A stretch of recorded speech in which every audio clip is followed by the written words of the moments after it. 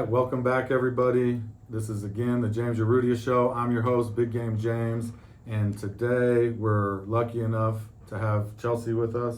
Thank you for having me.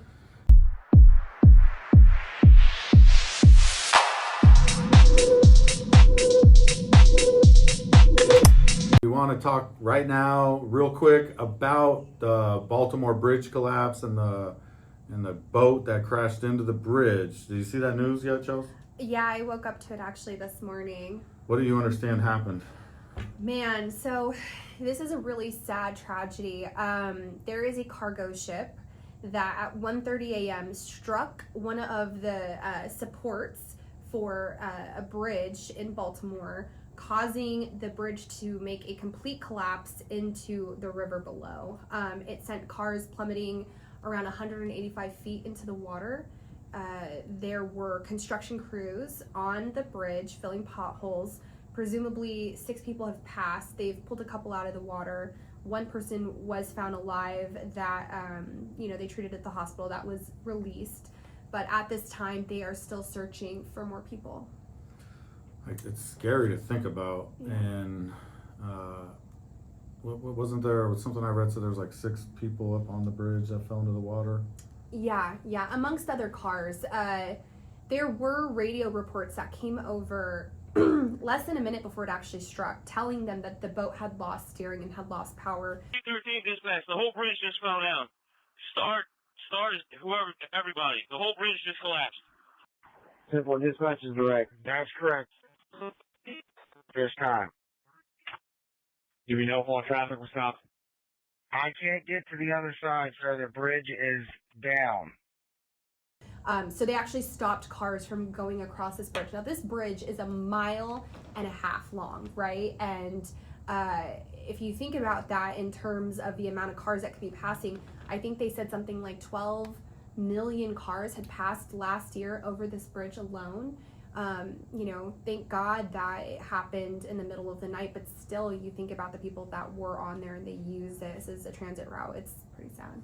Well, from what I read, it may have been like some generator issue, and it looked like from the video that like the lights were turning on and off or something. Yeah, so they were losing power periodically before this happened.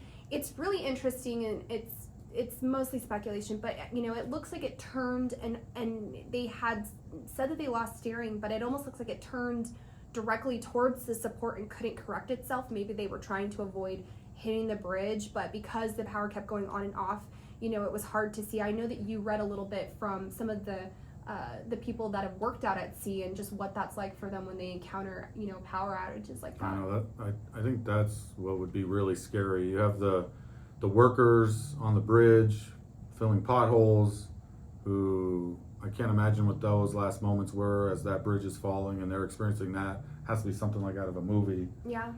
And then you think about the people on the boat who it's just pitch black.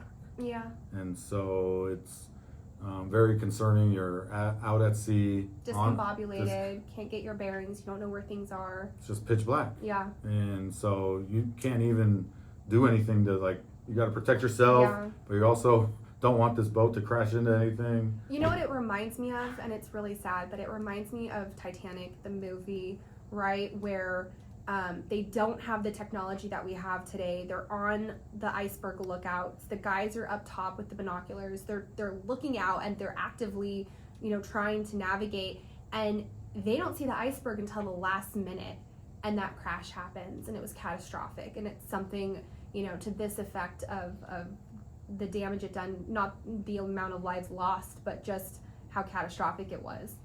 It'll also be interesting to see what legal fight shapes up from all of this.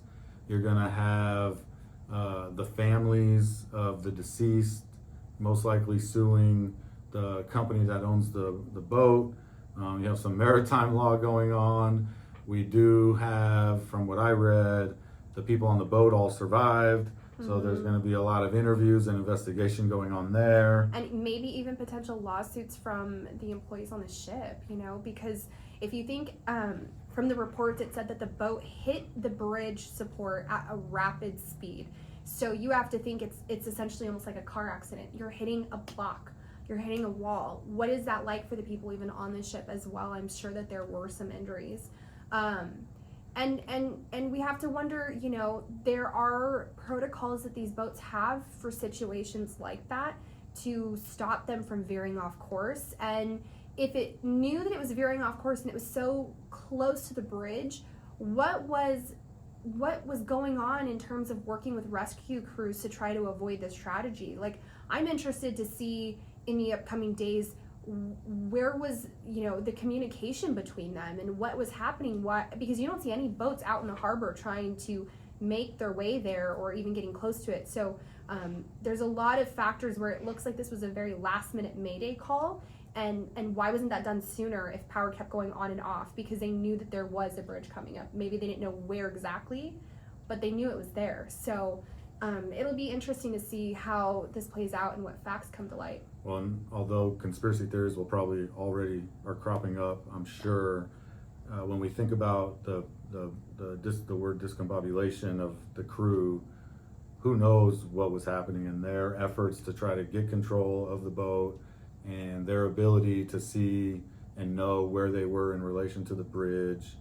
And so I think you're right. I think there's going to be a lot of investigation that's going on. I think of some of our cases that involve companies with a lot of drivers. The company sends somebody out and kind of start prepping those employees to say what needs to be said to protect the company from liability. So I would love to know if this what is it? It's a Singapore company, or I think it was on its way to Sri Lanka. What efforts they're making as a company to protect themselves from liability. I mean, you have the city possibly going after them for repairs to the bridge. I mean, it also makes me think about the insurance policies at play for the bridge.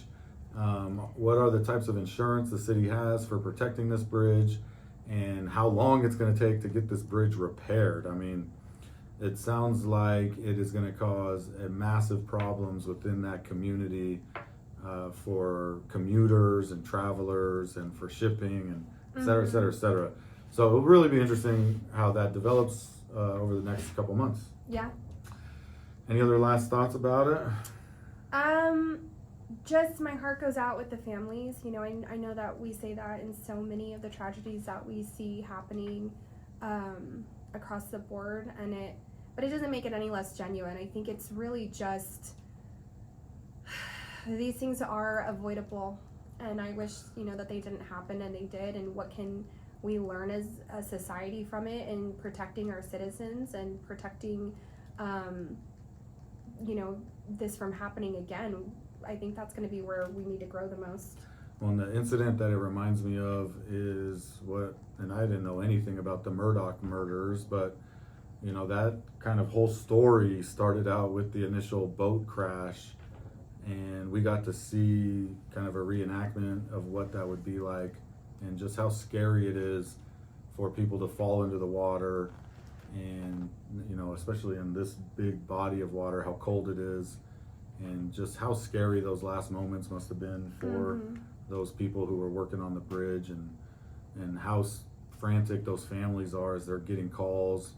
And so it's just sad, and our hearts go out to them for sure. And they're in for a long battle and trying to understand what happened. So again, hate to bring bad news to the group, but it's an interesting story that's developing. We'll be watching it. Thanks again for tuning in to the James Urrutia Show. I'm your host, Big Game James. Again, Chelsea, thank you for being here. Thank you for having me. And until next time, subscribe, like, comment, and share. Thank you, everybody.